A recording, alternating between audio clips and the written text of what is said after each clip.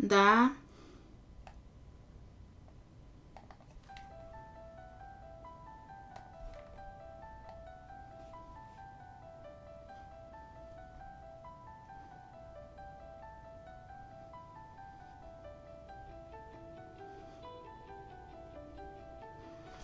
네, 안녕하세요. 제가 오늘 가지고 온 이야기는요, 키타큐슈라는 곳, 그러니까 일본의 한 지역인데요. 여기서 강금 후 살인을 했던 살인사건에 대해서 조사해 가지고 왔습니다.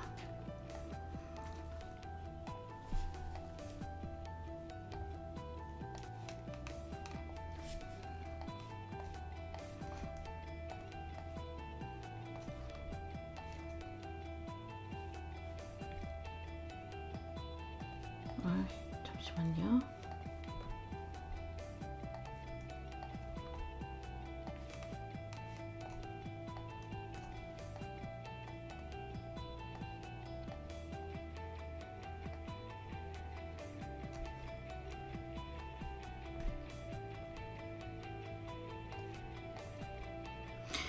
네, 이 사진 속에 보이는 사람들은요, 피의자예요.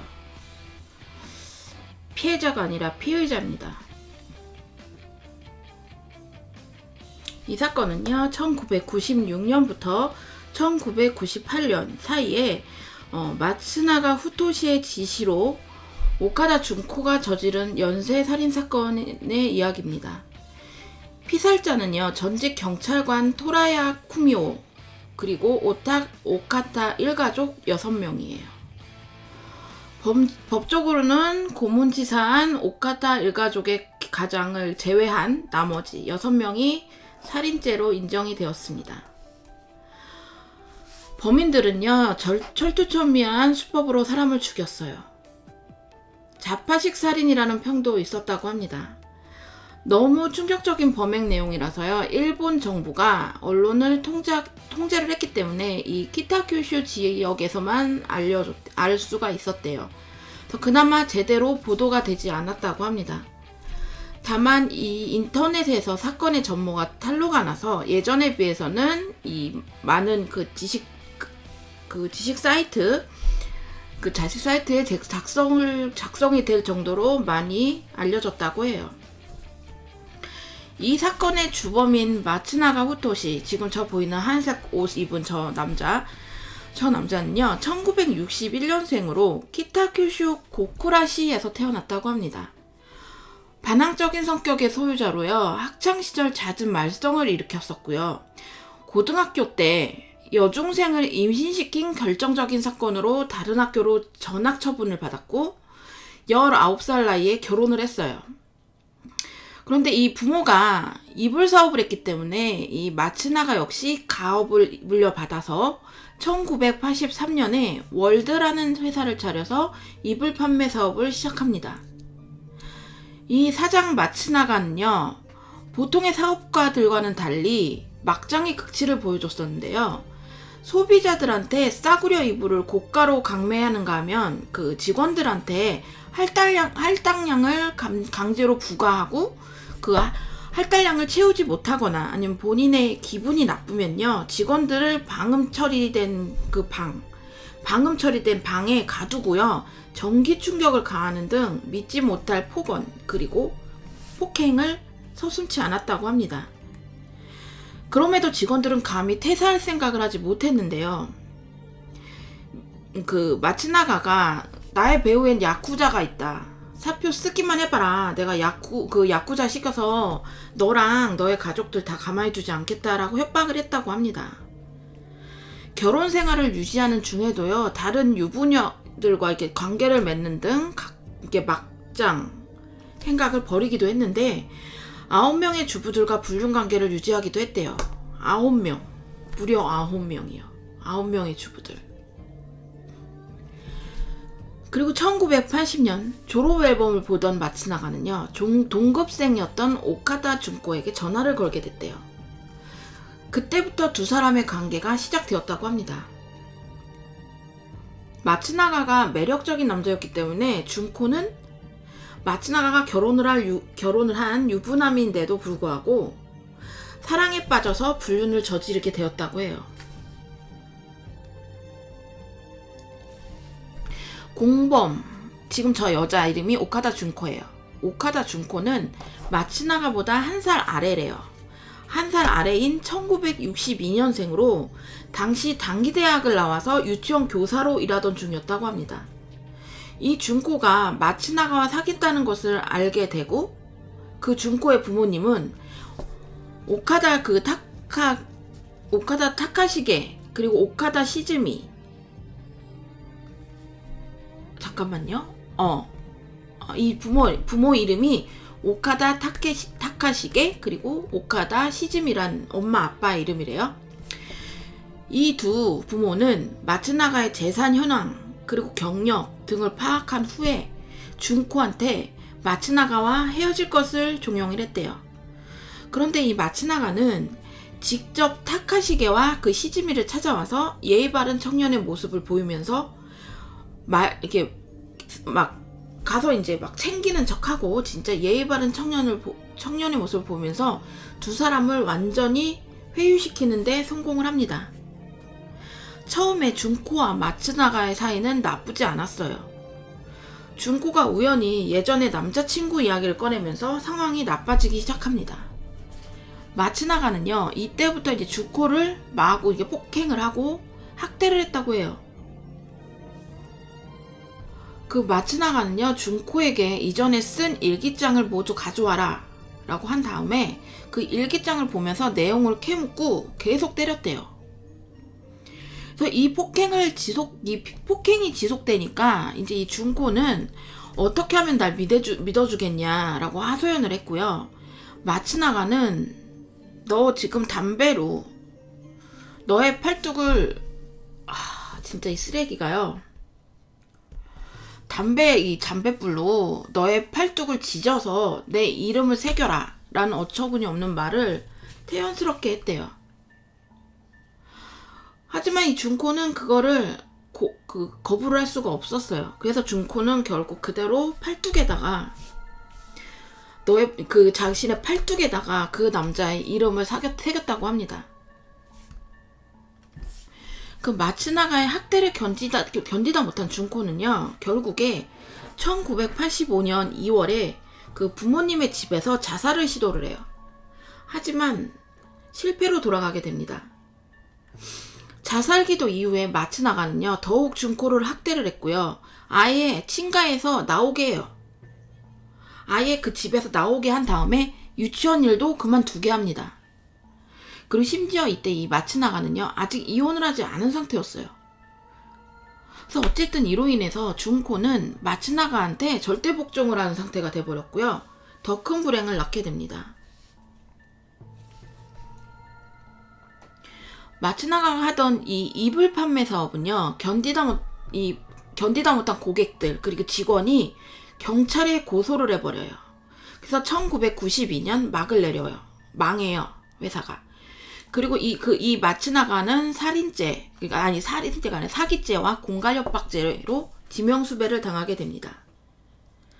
이 검찰 수사가 이제 지지부진한 틈을 타서요, 1996년 1월 도피 중에 마츠나가는 이전에 가짜 회사를 차리자고 자신에게 제안했던 전직 부동산 회사 직원 토라야 쿠미오를 떠올려요. 자신한테 가짜로 회사를 하나 차리자라고 권유를 했었던 부동산 회사 직원을 떠올리게 됩니다. 그래서 그 직원한테 준코랑 같이 그 키타규슈시에 몰래 숨어서 그 쿠라야 쿠미오 그 직원의 17살 된 딸을 납치를 해요. 그래서 그 뒤에 이제 토라야가 저지른 그 사세한 범죄점을 약점을 삼아서요, 이를 이용을 해가지고 토야라를 학대하고 고문을 합니다. 이 토라야를 욕자에 묶어두고 정기고문을 했대요. 욕조에 묶어두고 정기고문을 하는 게 마츠나가가 가장 즐겨하던 짓이었다고 합니다. 이 나쁜 놈이 쓰레기가.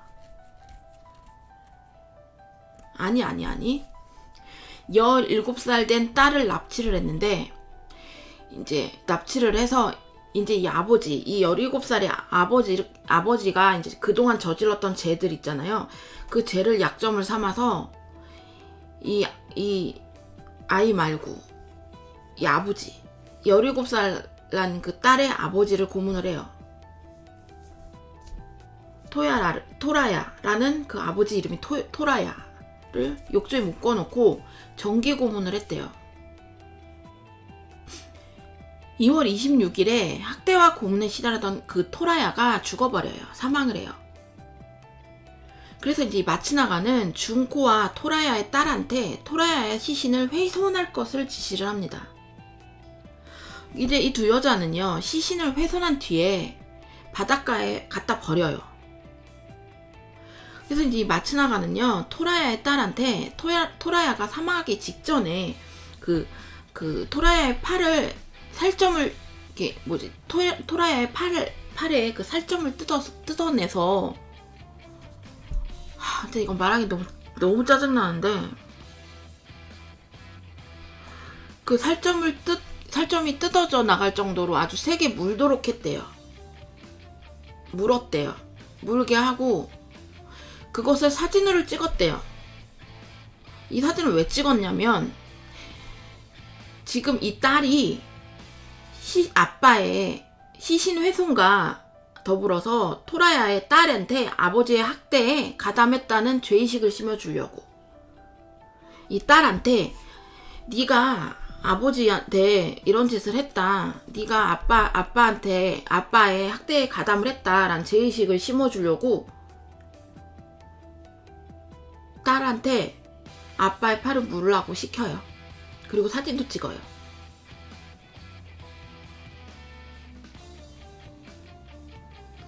이후에 이 토라야의 시신을 훼손한 뒤에 유기했다는 점, 그리고 그 사진을 보여주면서 정신적으로 학대를 가하는 인간 말종의 극치를 보여줍니다. 이 과정에서 토라야의 딸은요, 심각한 정신적 충격을 받아서 이 아이가 무기력해져요. 무기력해지고 이 마츠나가는 그 아이를 계속 감금하고 감시를 합니다.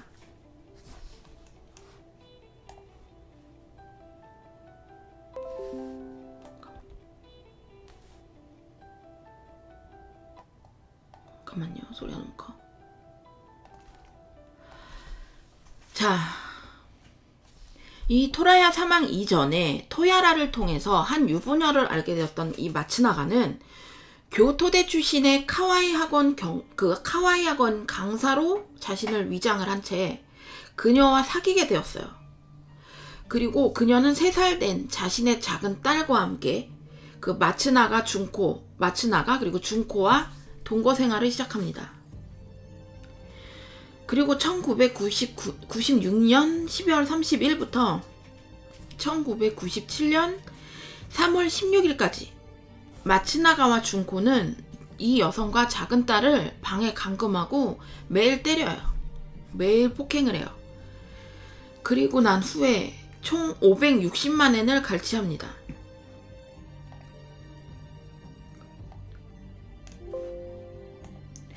이 3월 16일 새벽 폭행을 참다 못한 그녀는요, 2층 방의 창문을 열고 밑으로 뛰어내려서 도주를 합니다. 이제 그 딸이 탈출을 하니까 이제 이 마츠나가와 준코는요, 서둘러 그곳을 떠나요. 그리고 남겨진 그녀의 어린 딸, 그 딸 있죠, 17살 딸. 그 딸은 어차피 17살 딸이 아니다. 그 3살짜리 딸, 3살 뒤, 자신의 그 3살 뒤 딸, 3살 먹은 딸, 그 어린 딸은 어차피 이렇게 증언을 할 수 없어서 위험하지 않다고 판단을 했대요. 그래서 이제 그녀의 전 남편 집 대문 앞에 그 아이를 두고 버린 거예요. 지금 여기까지는 그래도 계획적으로 사람을 죽이지는 않았어요. 이 사람들을 죽이지는 않았어요. 자, 근데 다음 사건에서부터 그 마츠나가가 연쇄살인극에 서곡을 올리게 됩니다. 특이점은 이간질의 형태였다고 해요. 이 토야라를 살해한 뒤에도 이 마츠나가는 더 많은 돈이 필요했어요. 그래서 이제 준코를 오이타현에 있는 유후인초라는 호스티스로 일을 하게 합니다. 자신이 사랑하는 여자를 호스티스로 일을 하게 해요.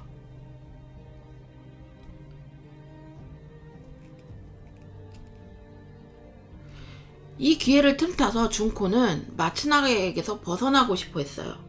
그리고 이 낌새를 눈치챈 이 마츠나가는 준코한테 토야를 살해한 것을 세상에 알리고 싶냐라며 협박을 했고요. 준코를 다시 자신이 사는 맨션으로 오게 했습니다. 그런데요, 1997년 4월 마츠나가를 견디다 못한 준코가 도망을 가요. 도망을 쳐요.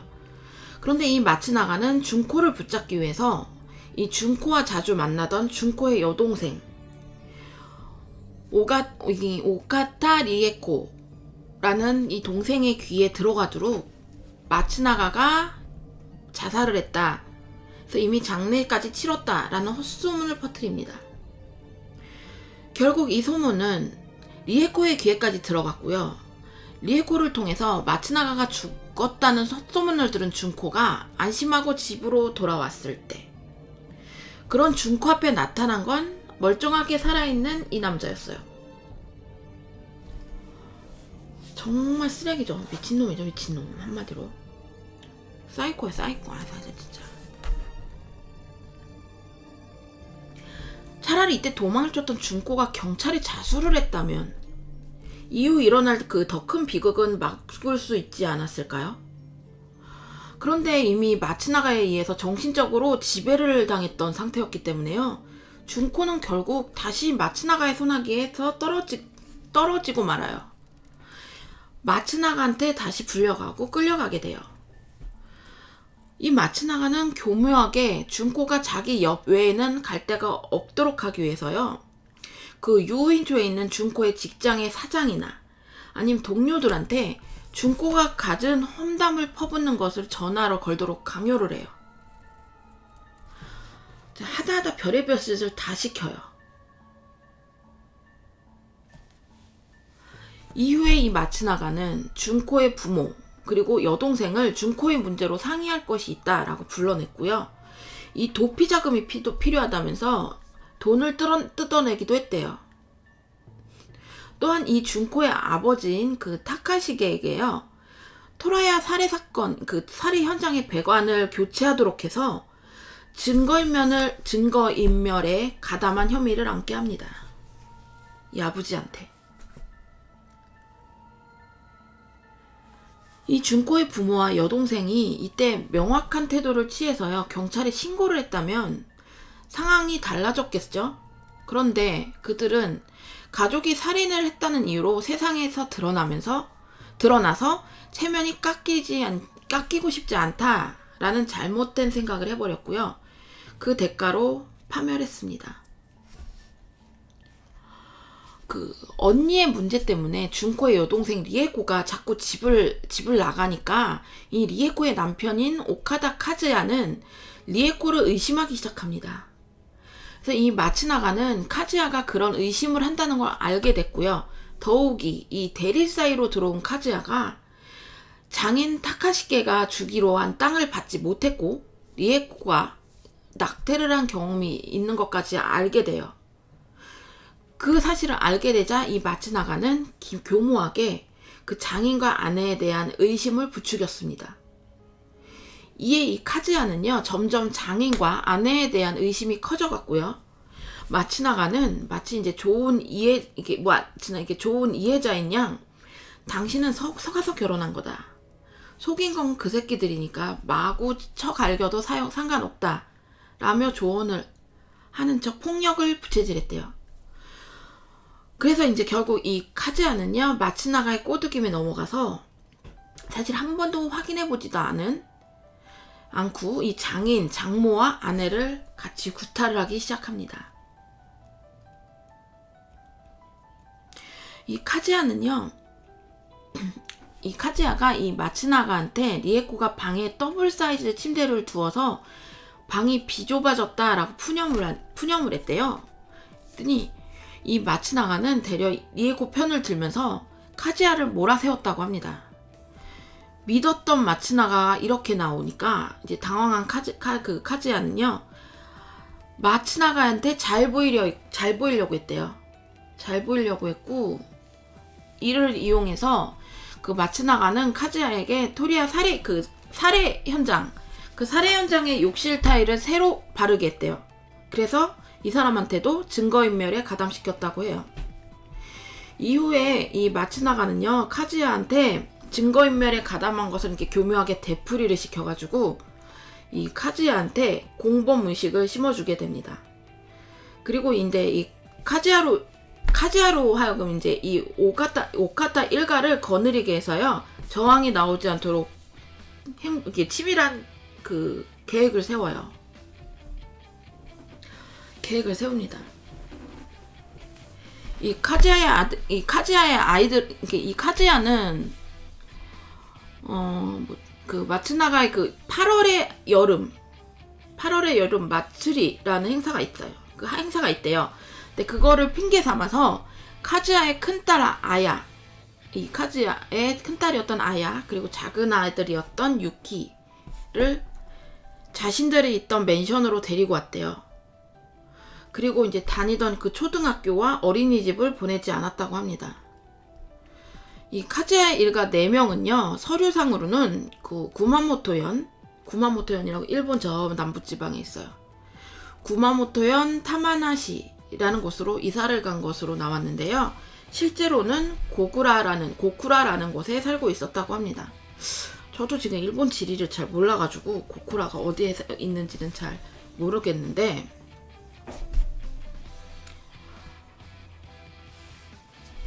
자, 이제 아이들한테까지 모두 소나기에 넣은 마츠나가는요, 오카타 일가를 마음껏 이용했습니다. 그리고 카즈야는요, 아예 마츠나가한테 면허증 그리고 차 열쇠를 맡겼대요. 그리고 이제 필요할 때마다 허락을 받아서 썼고요. 그 필요한 돈도 일일이 그 마츠나가한테 보고를 해서 돈을 받아서 썼대요. 그리고 쿠로메시로 갈 때 카즈나가는요, 마츠나가한테 전화를 걸어서 일일이 어디서 뭘 하고 있는지 보고를 해야만 했대요. 나는 어디서 뭐를 한다, 이런 걸 일일이 보고를 해야 했다고 합니다. 잠깐만요. 자, 이제 또 자금이 부족해졌어요. 돈이 없어요. 그래서 이제 이 타케시게한테 대출을 받겠대요. 그리고 이제 이 시즈미는 소비자 금융에서 돈을 빌렸고, 그리고 리에코와 카즈야는 사표를 쓰고 퇴직을 해서 퇴직금을 받게 했어요. 그 퇴직금은 고스란히 마츠나가한테 바쳐지게 되죠. 이런 일련의 행보에 다른 친척들이 의심을 하게 됐어요. 그러면서 이제 아예 그 절연장을 보내서 고립시켜 버립니다. 이제 더 이상 이렇게 돈을 빌리거나 마련하기가 어렵게 됐잖아요. 이제 절연장까지 보내서 고립시켜 버리니까 이제 이 마츠나가는요, 오카타 일가 6명을 전부 다 감금을 시킵니다. 전부 감금을 시키고 고문을 가해서 서로가 말하는 것을 들려줘요. 그 마츠나가한테 약점을 잡혀서 놀아나가게 된 이 오카타 일가는 서로 싸우고 의심하는 상태가 돼요. 그래서 결국 이들은 완벽하게 이 마츠나가의 지배하에 놓이게 됩니다.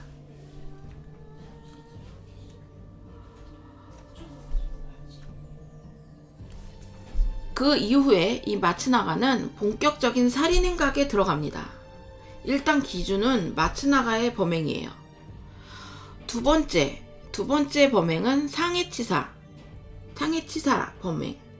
1997년 12월 21일 마츠나가는 준코한테 지시를 해서 그 준코의 아버지인 타카시게한테 정기 고문을 가했고요. 그 과정에서 타카시게가 죽어요. 아버지가 돌아가셔요. 고문에 지쳐서 죽어요. 그리고 세 번째 범행은 살인교사죄.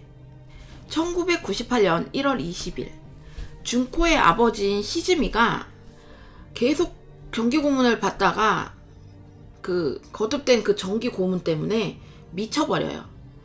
이제 미쳐서 괴성을 막 지르니까 마츠나가는 범행이 발각될 것을 우려해서 준코 그리고 리에코 그리고 카즈야한테 살해하게 합니다. 죽이라고 해요. 그리고 네 번째, 1998년 2월 10일 준코의 여동생, 이번에는 준코의 여동생 리에코가 전기 고문으로 청력이 약해져요. 그래서 소리를 못 듣게 돼버려요. 그래서 마츠나가는 카즈야와 딸 아야한테 리에코를 죽이도록 합니다. 5번째 범행입니다. 카즈야 역시 전기 고문과 식사 제한으로 인해서 몸이 쇠약해진 상태가 됐고요. 이 마츠나가는 카즈야를 욕실에 감금합니다. 감금을 하고 아무것도 주질 않아요. 먹을 것도 안 주고 아무것도 주질 않아요. 그래서 1998년 4월 13일 이 남편인 카즈야는 욕실에서 죽게 됩니다. 아사했습니다. 굶어 죽었어요. 그리고 6번째, 도대체 몇 명을 죽이는 거야, 사람. 몇 명을 죽이는 거예요, 지금. 6번째, 카즈야의 딸 아야는요, 마츠나가한테 절대 아무에게도 이야기하지 않겠다, 남동생한테도 이야기하지 않겠다고, 집에만 돌아가게 해달라고 애원을 빌었대요. 그런데 이 마츠나가는 유키가 불쌍하니까 엄마 곁에 가게 해주면 어떨까? 라는 말을 서슴없이 했고요. 이제 이 마츠나가는 리에코한테, 이 카즈야의 딸 아야한테 자기 동생인 유키를 죽일 것을 꼬드겼습니다. 아야는 결국 마츠나가의 교묘한 말에 넘어가 버려요. 그래서 1998년 5월 17일 엄마한테 데려다 줄게 라고 하면서 동생을 살해를 했습니다. 이 동생을 살해했던 이 범행에 준코도 역시 가담을 했고요. 자, 이제 7번째 범행. 끝이 없습니다. 아야의 입을 막기 위해서요, 마츠나가는요, 준코한테 아야는 경찰에 잡히면 자백을 할 것 같으니까 죽여야 한다 라고 꼬드겨서 준코한테 살해를 지시를 합니다. 1998년 6월 7일 아야는 결국 준코한테 목이 졸려서 살해를 당합니다.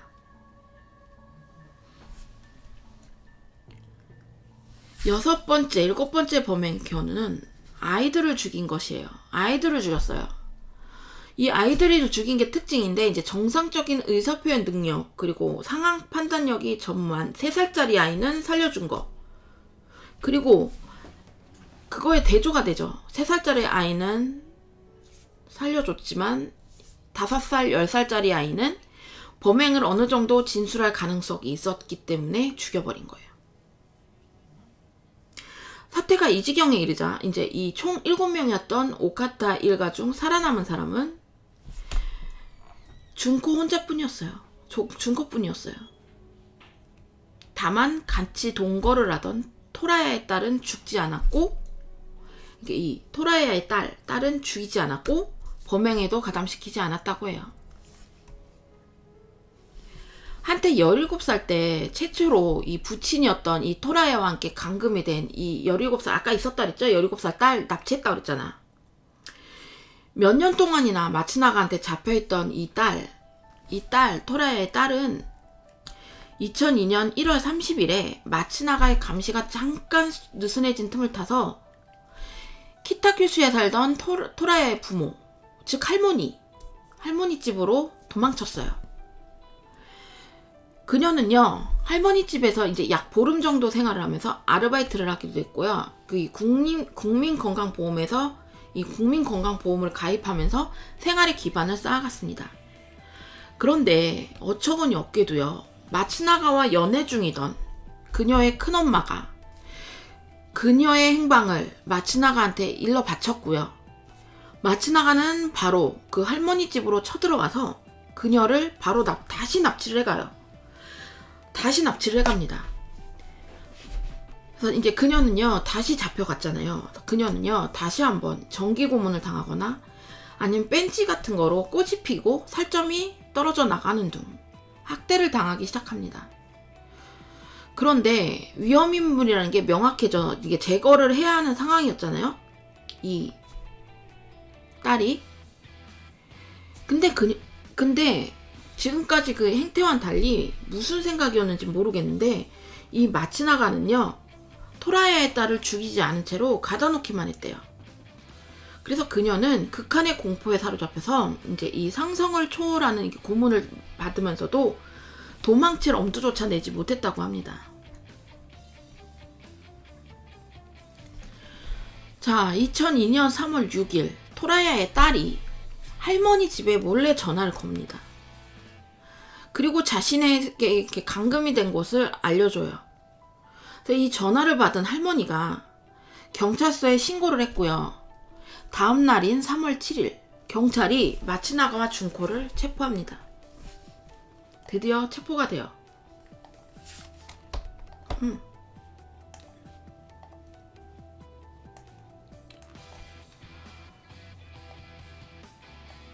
체포되는 모습인데 준코의 모습은 보이지가 않네요. 근데 그 당시에 준코는 이랬대요.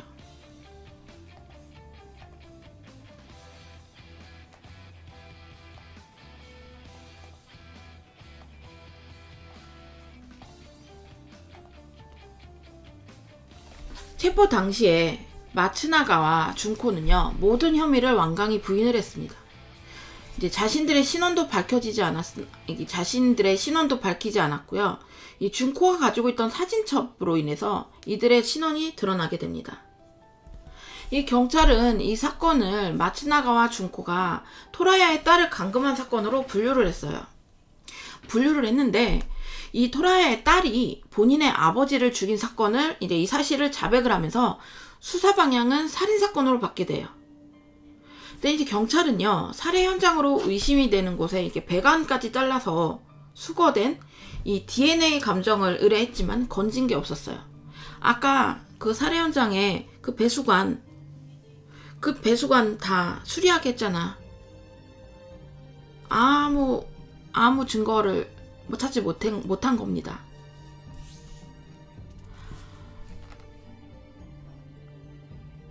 자, 마츠나가가 치밀하게도 이 모든 피해자들의 시스를 바다에 던져버렸고요. 그 배관과 타일을 바꿔버렸기 때문에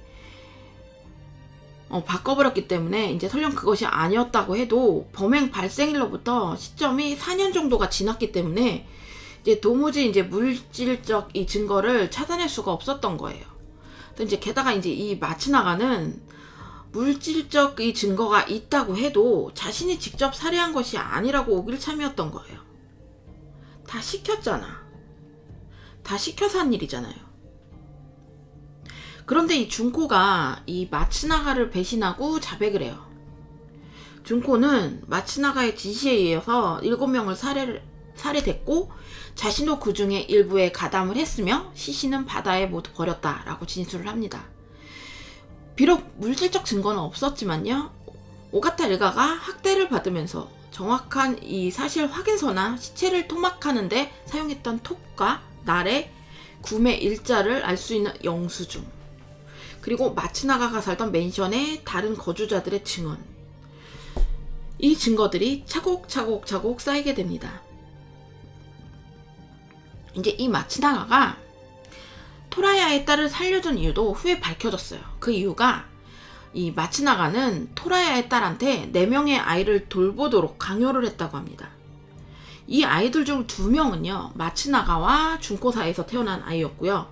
나머지 두 아이는 쌍둥이로 이제 다른 여성의 가정 불화를 이용해서 맡은 아이들이었어요. 이 마츠나가는요, 이 아이들의 엄마한테 양육비를 명목으로 2,500만 엔을 뜯어냈다고 해요. 이 토라야는요, 이 토라야의 딸은 모든 진상이 드러나면서 이제 이 마츠나가와 준코만큼은 아니지만 역시 이 사체유기죄로 형사처벌을 받게 되었어요. 이 토라야의 딸은. 그 17살짜리 딸이 있었다 그랬잖아요. 그 딸. 이 마츠나가는요, 토라야의 딸이 설마 빨간 줄에 페류나 낙인까지 지켜가면서 경찰에 진술을 하겠느냐 라고 생각을 했던 것으로 보입니다.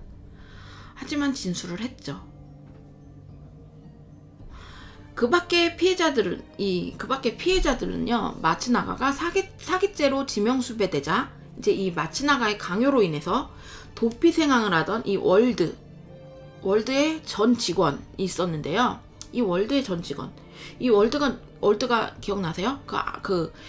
이 마츠나가가 운영했던 이불가게 이름이 월드예요. 이 직원은 학대를 견디다 못해서 결국 도망을 가요. 이 직원은 결국 도망을 가게 됩니다. 그래서 이제 이 마츠나가의 체포 이후에도 이 직원은 마츠나가를 다시 대면하고 싶지도 않다, 싫다. 그러면서 피해 진술을 거부를 했대요. 그래서 이 직원을 학대한 혐의는 기소되지 못했다고 합니다. 또한 이 마츠나가의 동창생 여성이 있었는데 이제 이 역시 유부녀였었대요. 그녀가 이 유부녀였던 그 여자는 결혼을 미끼로 마츠나가에게 1160만 엔을 뜯겼다고 합니다. 1160만 원이면 우리나라 돈으로 100만 얼마냐? 1160만 원 1억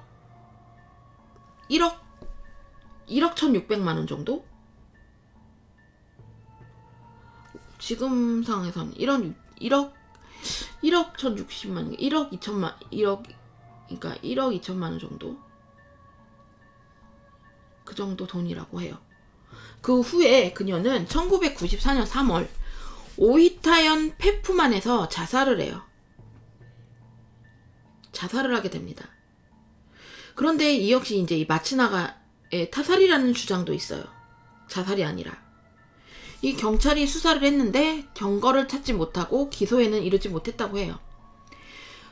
그런데 그녀한테는 1살 된 딸도 있었는데 딸이 죽었대요. 그 딸도 죽었대요. 근데 겉으로 보면 사고사인데요.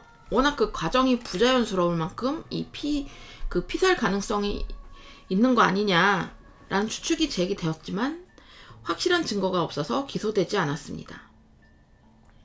그리고 이제 토라의 딸이 돌보르던 그 쌍둥이 아이의 엄마, 그 쌍둥이 아이들의 엄마도 있었는데 그 마츠나가는요, 이 여성을 풍속점, 그러니까 뭐 우리나라 따지면 술 파는 곳, 여자들이 술 따르고 하는 곳 있죠.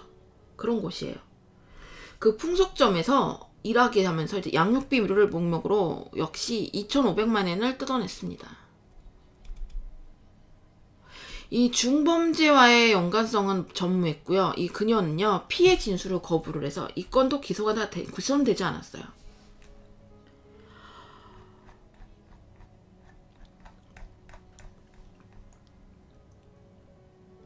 진짜 너무 잔인합니다. 제가 뭐 하나를 가지고 왔는데요.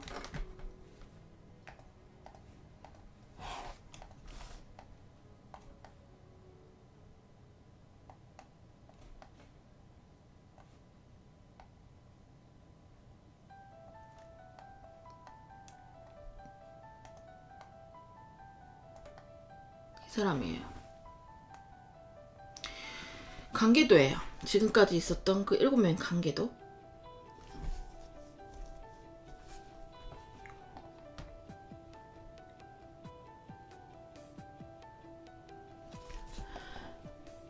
자, 일단 사건의 수법과 살인 방식에 대해서 제가 조사를 해왔는데요. 일단 약점을 잡아요. 우선 이 마츠나가는 교묘한 말로 상대로 하여금 자신을 전적으로 신뢰하게 만들어요. 그런 다음에 상대가 자신의 약점을 술술술 털어놓게 만들어요. 그래서 이제 이 상대의 약점을 알게 된 이 마츠나가는 약점을 이용해서 상대를 자신의 뜻대로 조종을 할 수 있었고요. 돈을 쉽게 뜯어낼 수 있었어요. 그러니까 전형적인 사기꾼의 방식이었던 거죠. 이 마츠나가는 이런 사람을 자본주라고 불렀다고 해요. 이 토요타 마사요시에 의하면요, 마츠나가의 자본주가 된 그 사람들의 특징은 순수한 성격이었고 어딘지 모르게 나사가 풀려 있었대. 그리고 적당히 유복한 집안의 자식들이었대요. 그리고 아이가 있는 사람이었대요. 두 번째로는 학대를 합니다. 상대의 약점을 잡은 이 마츠나가는 상대를 학대하기도 했대요. 특히 이 마츠나가가 즐겨 애용한 그 학대 수법은요, 전기고문. 마츠나가가 이전에 운영했던 이 회사에 전기공고 출신 직원한테 배운 지식이래요. 이 전기고문이. 처음에 아주 약한 전기를 흘려서 찌릿한 느낌이 나게 하는 수준으로 불과했는데 나중에는요, 물을 뿌리는 등 강도를 점점점 높여서 피해자를 학대를 했어요. 이 마츠나가는 이를 월드 직원한테만 사용을 하다가 나중에는 토라야나 토라야의 딸 그리고 오카타 일가족에게도 사용하기에 이르렀습니다. 하지만 이 5살의 유키만이 이 정기 고문을 피했다고 해요. 이 10살 아야나 아니면 강금 폭행했던 여성의 3살짜리 아이에게도 정기 고문을 했다고 합니다.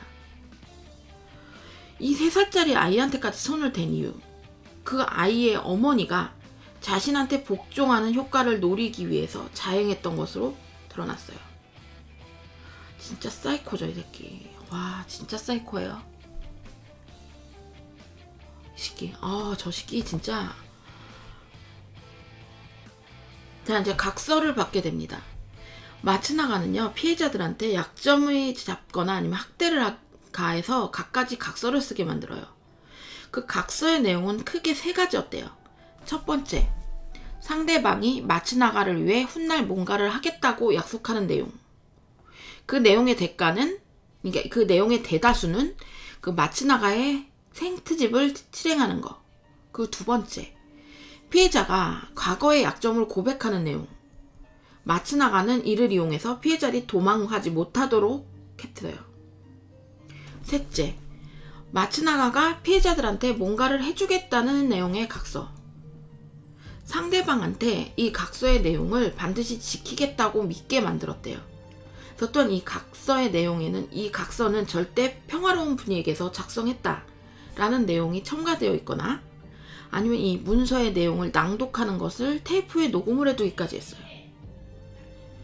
이 마츠나가는요, 재판 과정에서 이 점을 언급하면서 각서들은 모두 평온한 과정에서 작성된 거라고 우겼고요. 이미 돌아가는 꼴을 다 파악한 재판부는 당연히 이를 믿지 않았어요. 생활 제한 규칙을 만들었어요. 생활에 제한한다는 규칙, 생활하는데 규칙을 만들었습니다. 이 마츠나가는 약점을 잡거나 아니면 학대를 해서요, 피해자들로 하여금 이 생활을 제한하는 규칙을 지키게 강요했어요. 이 규칙이란 게 뭐였냐면요, 이 규칙이란 게 얼마나 정신 나간 것들인가 하면요, 추운 겨울에도 얇은 한 겹 옷만을 입게 했고요, 본인의 기분이 나쁘면 아예 윗옷을 모두 벗도록 하는 짓거리를 서슴지 않았다고 합니다. 게다가 옷을 딱 한 벌만 주고 세탁도 가끔씩만 하도록 했대요. 그리고 집안을 다닐 때는 방과 방 사이로 다니지 못하게 했고요. 방 사이를 다닐 때는 포복전진을 의무화시키는 막장 행각을 했다고 합니다. 포복전진이 뭐지? 포복전진이 엎드려서 이렇게 가는 걸 거예요, 아마. 그렇게 들었거든요.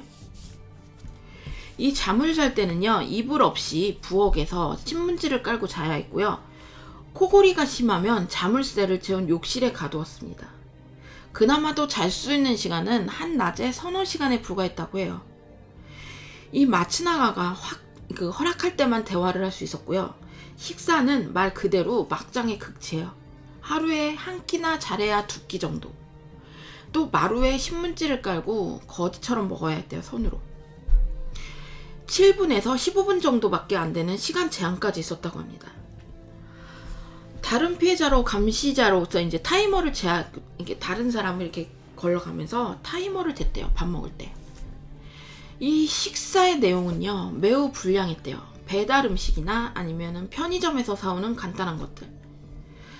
그 밖에도 이제 화장실을 갈 때도 이 마츠나가의 허락하에 다른 이성 피해자가 보는 앞에서 배설을 해야 했고요. 마츠나가의 허락하에서만 모든 물건들을 쓸 수 있었고요. 외출도 극도로 제한이 되어 있어서 외출 시에는요, 마츠나가한테 일일이 전화를 걸어서 어디서 무엇을 하고 있는지 보고를 해야 했다고 합니다.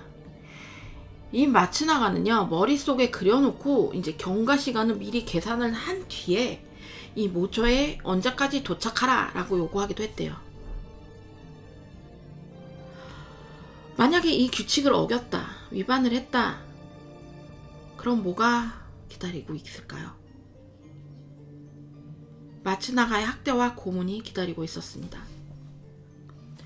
이 마츠나가는요, 가끔씩 좋은 음식점에서 비싼 음식을 배달시키거나 아니면 외식을 시킴으로써 이제 이 피해자들이 행복감을 느끼게 해서 본인한테 더욱 복종을 하도록 유도를 했습니다. 이 마츠나가의 수법은요, 피해자한테 무자비한 폭력을 가한 후에 약간의 배상을 함으로써 이 더더욱 복종하게 만드는 이 전형적인 폭군의 우민통치와 같다고 할 수 있어요. 참고로 마츠나가가 피해자들에게 가한 이 생활 통제 방식은요, 전형적인 사이버 종교들이 이 순도들을 통제하는 방법인 빌트 모델이라고 하는 유사한 방식이었다고 합니다. 빌트 모델. 이 빌트 모델이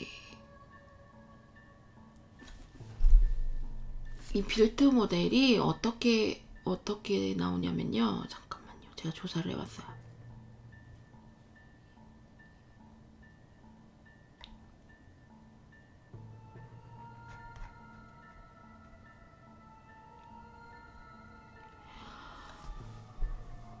이게 빌트 모델은 4가지로 표현을 하는 거래요.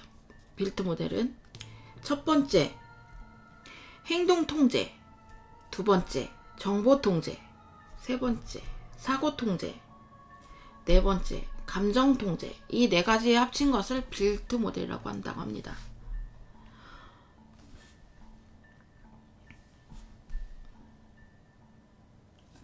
이런 식으로 이제 사람을 말로 현혹해서 범죄로 이끌어가는 범죄자들은요, 절대로 정상적인 사람을 타겟으로 하지 않습니다. 이들이 늘어놓는 말들은 청산유수의 달변이어서요, 그럴듯하게 들리지만요, 차분히 되짚어보면 앞뒤가 안 맞는데요. 그리고 이제 방금 전에 본인이 내뱉은 말은 얼마 안 가서 번복을 하는 허술점이 보이기도 합니다. 말의 진술성과 논리가 없는 거, 이 논리가 없는 건 사이코패스인 사기꾼들의 주된 특징이라고 합니다. 이 마츠나가 또한 재판을 받을 때 이 사망한 피해자들에게 혐의를 미루려는 목적에서 앞뒤가 안 맞는 거짓말을 늘어놓고 이제 본인의 진술을 법정에서 번복하는 모습을 보였다고 합니다. 자, 우선 마츠나가를 정점에 두고 이제 피해자들을 서열화시켜 봤어요. 정기 고문을 당하는 사람은 최저의 인간이라고 규정했고, 사소한 이유로는 마츠나가의 기분 내키는 대로 정기 고문이 행해졌어요. 또한 이 마츠나가는요, 피해자들한테 다른 피해자들을 욕하거나 아니면 비방을 하면 이 피해자들을 칭찬을 하고 상위의 인간이 되는 것처럼 각인을 시켜서 서로를 비방하고 욕하게 만들었습니다. 이것이 이 오카타 일가가 미츠나가의 소나기에서 놀아난 이유였습니다. 이로 인해서 피해자들은요, 서로를 미워하게 됐고요. 이제 서로 일치해서 이제 마츠나가의 소나기에서 벗어날 생각을 하기는커녕 오히려 마츠나가의 인정을 받는 상위의 인간이 되려고 서로 발버둥을 쳤어요.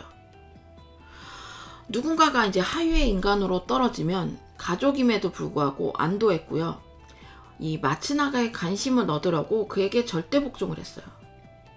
이쯤 되면요, 서로가 가족인지 원수인지조차도 분간이 가지 않을 정도로 세뇌가 당한 거죠. 이 세간이 경악한 이유가 어떻게 이제 이 오카타 일가는 서로를 아무렇지도 않게 살해를 하고 사체를 토막을 낼 수 있었는지. 심리학자들에 의하면요, 결국 오카타 일가는 마츠나가한테 이제 심리적으로 완전히 종속된 나머지 이제 그에게 관심을 받고 이제 인정받는 것에만 혈안이 되어 버려서요. 이제 이미 이 가족들, 이제 자신들이 가족이라는 사실은 완전히 잊혀져 버린, 머릿속에서 싹 사라진 상태였대요. 그만큼 이 마츠나가에게 세뇌를 당한 거예요. 이 때문에 마츠나가는 자신은 절대 손을 대지 않고도 살인과 시체 처리를 손쉽게 할 수 있었다고 합니다. 살인과 시체 처리. 마츠나가는요, 철저하게 자신이 직접 손을 대지 않고 이제 피해자들끼리 서로를 살해하고 시체를 처리하도록 유도했어요. 이때 유도 방식은 거의 이하고의 현생이라고 해도 과언이 아닐 정도로, 살인을 지시할 때도 명확한 언어로 하지 않고 이제 피해자가 저 사람은 죽일 수밖에 없었다라는 말이 나오도록 유도를 해서 후에 그 재판에서 검찰이 정확한 사실 파악을 못하게 했어요. 그래서 이제 이 사체는 훼손한 뒤에 공중 화장실에 버리거나 아니면 바다에 던졌어요. 그래서 이 마츠나가는 이런 시체 처리 방식을 자신만의 오리지널 해산물 조림을 만드는 것을 응용했다라고 태연스럽게 진술을 했다고 합니다. 어떻게 사람 시체를 해산물 조림을 만드는 것으로 응용을 했을까요? 정말 잔인한 새끼예요, 저 새끼 진짜. 또한 배관과 타일을 교체하도록 해서 증거를 인멸했습니다. 아까 말했죠? 배관 교체하겠다고 아버지한테.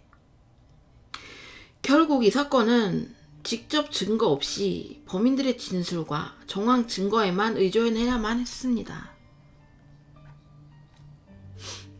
준코는요, 토라야와 자신의 아버지의 피살에 상해치사를 주장했고, 이제 조카 남매에 대해서는 살인 혐의를 인정했어요. 그리고 이제 이 세 건의 살인, 마츠나가의 지시에 의해서 이미 피살된 사람들이 저질렀다고 진술을 했습니다. 그러나 이 마츠나가는요, 7명의 죽음에 대해서는 무죄를 주장했어요. 일본 그 사법 체계상에 범인들이 서로 다른 주장을 펼 때는요, 분리 심리를 하는 것이 일반적인데요. 이 준코가 마츠나가 저 인간을 끝까지 지켜보고 싶다라고 주장을 해서 병합 심리가 계속 진행되었습니다. 마츠나가는 토라야와 타카시게 납치 및 고문에 가담한 것은 사실이다. 하지만 살인은 전적으로 준코의 짓이고 오카타 일가의 죽음은 자신과는 전혀 무관하다. 내가 7명을 죽일 동기가 어디 있냐. 나는 토라야와 타카시게 사망 현장 외에는 있지도 않았다. 이 타카시게 살해 직전에 아이들은 여관으로 옮겨졌기 때문에 아이들은 이 타카시게의 살해를 보지 못했다 라고 하면서 이 살인죄와 상해치사죄 혐의를 완강히 부인했습니다. 또한 이 마츠나가는 시즈미와 리에코 이 동생들 시즈미와 리에코가 자신과 성적 관계를 맺고 있어서 모녀지간에 날 두고 싸움을 벌인 결과로 나는 휘말린 것 뿐이다 라고 주장을 했습니다. 그러나 이 마츠나가의 진술 중에서요, 타카시게의 회사 설립은 빚이 많아서 무리였다. 무직 상태였던 리에코가 빚을 어떻게 지냐. 그리고 이제 이 타카시게 살해를 목격한 덕에요, 이 토리야의 딸이 사건 경위를 소상히 진술한 거예요. 그래서 이제 앞뒤가 맞지 않는 진술이 많아서 이제 본인이 재판 중에 진술을 번복하는 일이 여러 번 있었다고 합니다. 그리고 또한 이 7명을 살해한 이 잔인무도한 범행임에도 태연스럽게 마치 만담을 즐기듯이 그런 말투로 진술을 해서 이들은 경악을 했다고 해요. 많은 사람들은. 아직 조금 더 남았어요, 여러분. 그런데 1심 재판에 화상회의 방식으로 증언한 이 토라의 딸은요, 나에게는 마츠나가와 준코가 모두 악마, 그 딸이 한 말이에요. 제가 읽어드릴게요. 나에게는 마츠나가와 준코가 모두 악마로 보였습니다. 내게 원수를 갚는 길은 저 둘에게 사형이 내려지는 것 뿐입니다. 라고 진술을 했습니다. 1996년부터 1997년 사이에 감금됐다가 탈출했던 여성은 역시 화상회의 방식의 증언을 했어요. 이 마츠나가가 정기고문을 가하는 대목에 이르러서는 정신적 충격으로 제대로 말을 잇지를 못했고요. 이 재판장이 잠시 정회를 선언했다고 합니다. 잠깐 멈추는 거, 쉬는 시간을 주는 거. 이 재판이 속개된 후에 그녀는요, 말을 잇지 못하다가 떨리는 목소리로 한마디를 했다고 합니다. 겨우 딱 한마디. 그 한마디가 뭔지 아세요, 여러분? 그 한마디는 제발 마츠나가를 죽여주세요 라는 한마디였다고 합니다. 자, 리에코의 시어머니, 즉 카즈야의 어머니 또한 법정의 증언으로 나서서 준코를 노려보면서 내 손녀가 집에 들어가게 해달라 애원할 때 애까지 낳았다는, 그러니까 준코를 노려보면서 이렇게 한마디를 했대요. 내 손녀가 집에 돌아가게 해달라고 애원을 했을 때 애까지 낳았던 니는 아무 느낌이 없었냐 라고 일갈했다고 합니다. 2005년 3월 2일 검사는요, 최후 진술로 선악의 개념이 없는 입안자 마츠나가와 오로지 충실하게 실행한 실행자 준코는 차 밖의 양쪽 측이라고 할 만한 관계로 전락했다. 희대의 연쇄 대량 살인으로 두 피고의 죄는 일본 범죄사상 최악의 충대한 범죄다. 돈줄로서 이용 가치가 없어진 피해자들을 입을 막고 7명을 말살한 귀축의 소행을 저지른 두 피고인에게는 극형을 가해야 하는 게 마땅하다라고 하면서 두 사람에게 사형을 구형했습니다. 또한 마츠나가와 준코의 관계를 채찍질하는 마부와 달리는 말에 비유를 하기도 했어요.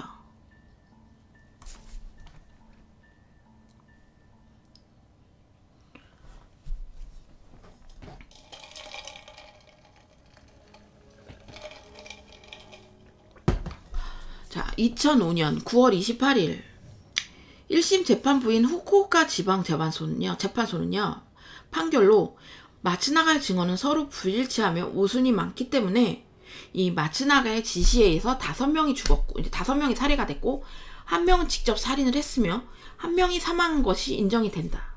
하지만 준코의 경우 마츠나가의 지배에 의해서 서로 적대시했던 토라야의 딸의 증언, 그 내용이 일치하며 이제 자신에게 불리한 내용의 증언도 기꺼이 하고 있는 점, 그리고 아버지의 경우는 소생시키려고 했다는 정황이 인정이 되어서 상해치사가 인정되지만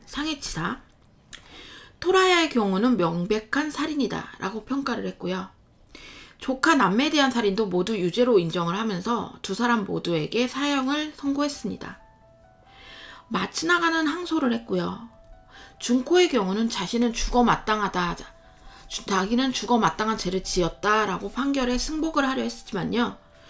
폭력 및 지배구조의 문제로 인해서 정상적인 정신상태가 아닌 상태에서 마츠나가와 동일하게 법정 최고형인 사형을 받는 것은 부당하다라는 변호인 측의 설득에 항소에 동의를 했습니다. 이 2심에서는요, 준코의 문제가 중심적으로 부각이 됐어요. 이 변호인단은 준코가 가정폭력과 성폭행 등의 피해자로 이 마츠나가에게 복종하게 된 것인 만큼 감행을 해달라는 논지를 폈어요. 하지만 이에 호응했던 이 성폭행 피해자 단체에서도 준코의 감행을 탄원하는 탄원서가 올라오기도 했대요. 2007년 9월 26일 후쿠오카 고등재판소는요, 마츠나가에 대해서는 사형의 원심을 유지했지만요, 준코는요, 카즈야가 전직 경찰관으로서 2건의 살해에 가담한 점, 그리고 폭력으로 정상적인 정신상태가 아닌 점, 그리고 비록 검거된 이유라고는 하지만 수사에 적극 협조하고 이제 자신의 범행을 반성한다는 점, 이 3건의 살인은 준코가 가담한 것은 아니고 정신 이상 등 극히 예외적인 경우를 제외하고 이 사형을 반드시 선고해야 하는 이 나가야마 기준이라는 게 있대요. 이 나가야마 기준에는 몸비친다는 점을 들어서 기존 판결을 파기하고 무기징역을 선고했다고 합니다. 하지만 마츠나가는 다시 항소를 했고요. 준코의 경우는요, 검찰이 양행 부담을 이유로 항소를 했어요. 2011년 12월 일본 최고재판소는요, 마츠나가와 검찰의 항소 모두를 기각하면서 마츠나가와 준코의 형이 확정되었습니다. 최고재판소는 준코에 대해서도 사형을 생각할 수 있지만 장기간 학대를 당했다는 점에서 지시에 순응할 수 없었던 심리 상태였다는 점과 나가야마 기준상 반드시 사형에 해당하지는 않는 점을 감안해서, 그리고 또한 물질적 증거가 없는 상태에서 수사에 적극 협력을 해서 진상을 밝히게 된 것으로도 생명을 박탈하고 사회적으로 영구적으로 격리시킬 일은 없다라고 결론을 냈다고 합니다. 다만 이 한 최고 재판관이요, 오카다 준코 피고인의 사정이 딱하다는 점은 인정이 된다. 모든 것을 피고에게 유리하게 생각할 수 있으나 그럼에도 불구하고 다른 곳에서 찾아볼 수 없는 흉악한 범죄의 중대성을 감안한다면 이런 경우는 안타깝지만 부득이하게 사형을 내릴 수밖에 없다라고 반대 의견을 내기도 했다고 합니다. 2015년 7월 마츠나가 후토시는요, 사형이 확정된 상태로 구치소에 수감 중이고요. 집행까지는 시간이 더 걸릴 것으로 예상이 되고요. 이 오카다 준코는 무기징역으로 교도소에서 복역 중이라고 합니다. 그리고 토라야에 따르며 2011년 범죄 피해자에게 주는 배상금을 수령했다는 소식을 마지막으로 알려진 것이 없다고 해요.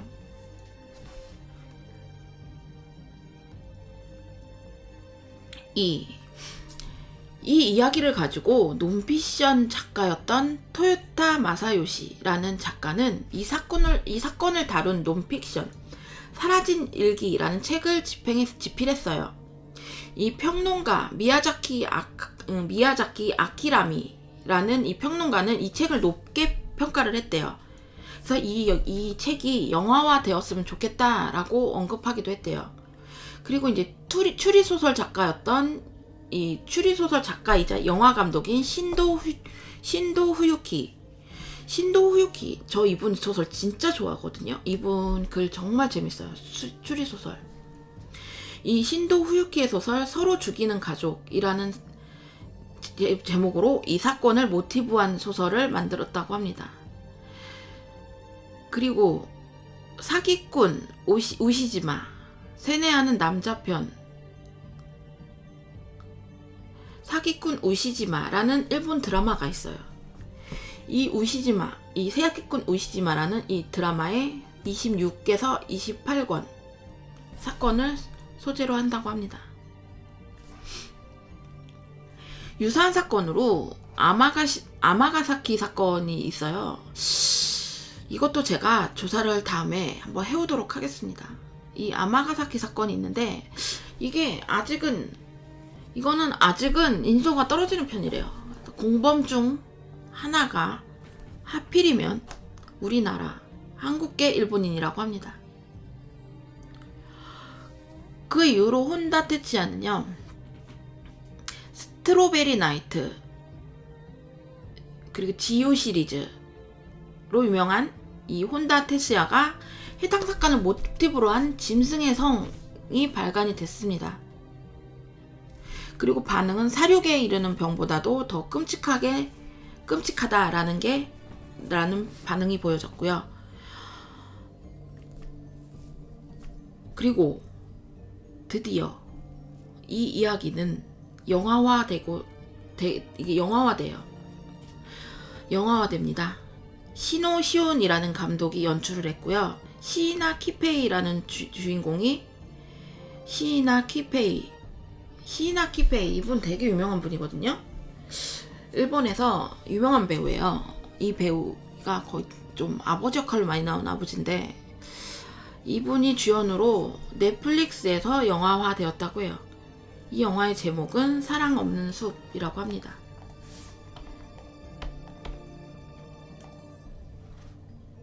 제가 포스터를 가지고 왔습니다. 아시는 분은 아실 것 같아요. 지금 여기 나오는 이 아저씨, 크게 보여드릴게요. 이 아저씨, 하나 둘 세 번째 이 아저씨가 일본에서 유명하신 분이에요. 아버지 역할로 많이 나오고 악역도 많이 하시는 분이에요. 이게 사랑 없는 숲이라는 영화의 포스터라고 합니다. 저 나중에 이거 한번 찾아서 보려고요. 재밌을 것 같아요. 나중에 한번 찾아서 보고 말씀드릴게요. 자, 여러분, 제가 지금 오늘 좀 긴 사건이기도 했지만요. 제가 이 사건을 가져오면서 느낀 점은 사람이 제일 무서워요. 여러분, 귀신이 무섭다고 생각하시나요? 사람이 무섭다고 생각하시나요? 저는 사람이 제일 무섭다고 생각해요. 귀신은 사람을 그렇게 하지 않아요. 사람이 더 무서워요, 저는. 자, 여러분, 오늘 제가 가지고 온 이 사건은요, 키타큐슈라는 곳에서 살인사건이 벌어졌던 키타큐슈 감금 살인사건에 대해서 조사해 가지고 왔습니다. 여러분 어떠셨나요? 잘 보셨나요? 재밌게 보셨다면 즐겨찾기 그리고 저 밑에 업 버튼 눌러주시면 저에게 힘이 됩니다. 여러분, 제가 다음에는 더 좋은 거로는 안 되겠지만 더 알찬 정보로, 더 알찬 사건으로 다시 찾아올게요. 여러분 수고하셨고요. 다음 시간에 봬요. 안녕.